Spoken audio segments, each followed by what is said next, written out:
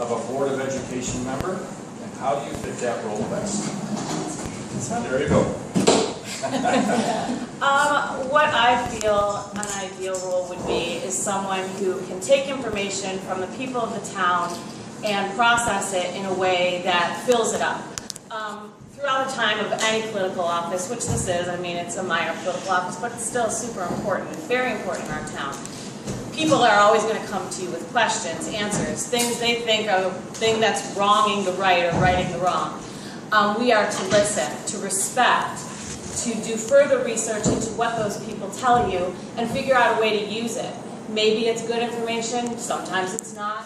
No matter what you are doing throughout the time that you are a member of the Board of Education, you have to take what people say, the people who voted you in, and work with it. It doesn't matter all the time what my personal belief is, because as soon as I become a role model or a person that's in a political office, I have to take the beliefs of the people that I work for.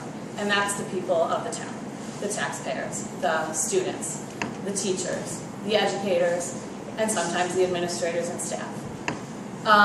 I think I fit that role because if you know me, you know that I'm pretty easy to talk to. I'm very approachable. I'm not afraid to answer hard questions. And believe me, I've been asked some tough ones. I'm sure Jerry has as well.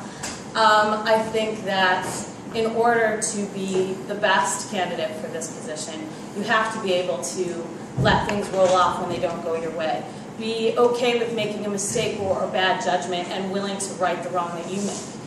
I also think that someone in an elected office has to be willing to bend with the changes, because we've all been through some changes here in this town that people thought one way and then changed and thought another, which is frustrating, but it's part of the job. The final thing is one of the problems we've been having in the last handful of years is transparency on the board. I have a real hard time with people not being able to defend their actions, purposes, and reasons for saying the things that they do. Without knowing the inner workings of the board currently, I would have to say that it's a shame that they aren't willing to talk more with the people that voted them in. They all run and hide. I don't know if they're scared for an actual reason or if they don't have an opinion. Both are tragic in my opinion. I think you need to be out there, put yourself out there, and be ready to hear the good and the bad. It's part of a political office. Thank you. Thank you, Janelle. First of all, the job that we're running for is probably thankless. No matter what you do, you're going to alienate some people. You have students and teachers and parents and administrators, all of whom have different ideas of what should or should not be done. I think as one member of a 7-member board, what you need to do is you need to be able to listen to the other members.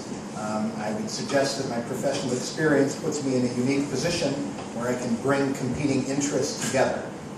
On a daily basis, through my job, I'm trying to convince people to do things that they probably don't really want to do. As a school board member, what you have to do, I believe, is you have to listen to what all of the competing parties have to say. Teachers have a certain bias. Teachers want certain things. Students speak through their parents. They have certain things. I would submit that from an outsider's standpoint, what the board can do better is they could listen to the constituents, the people who are voting them in and paying the taxes. If you attend school board meetings, I assume all of you have, otherwise you wouldn't be here. I just find it very, very frustrating for members of the audience to address questions to the superintendent, the business manager, the school board members, and get no answers. I recognize that school board members do not want to stay around until 2 a.m.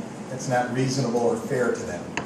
But I would suggest that if I were on the board, I would convince, or do my best to convince the other board members that we ought to allocate some time during each board meeting to actually answer some questions.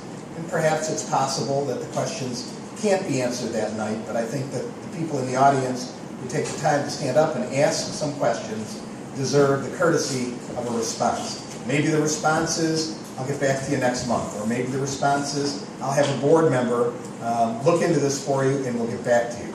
People get so frustrated when they ask a question and nobody even acknowledges that they're speaking.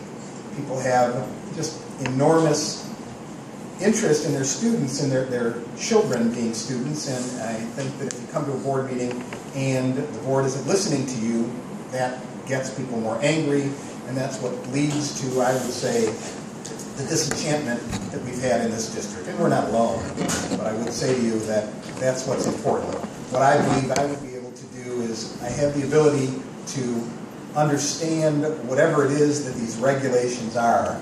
I know we're going to be talking about Common Core in a minute, but the average layman has no idea. The superintendent has access to information. The superintendent tells the audience and the board members, this is what we need to do, and then you have an attorney for the board who tells the board that we need to do this, we need to do that. I don't always agree with what they're saying. I would suggest that I have the ability to argue with the superintendent on equal footing, and I certainly have the ability to disagree with whoever the board's attorneys might be. I would suggest that I live in the area, I'm around here, I'm accessible.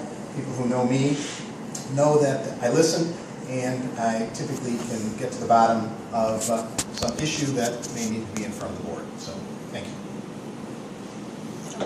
Sounds good. Okay.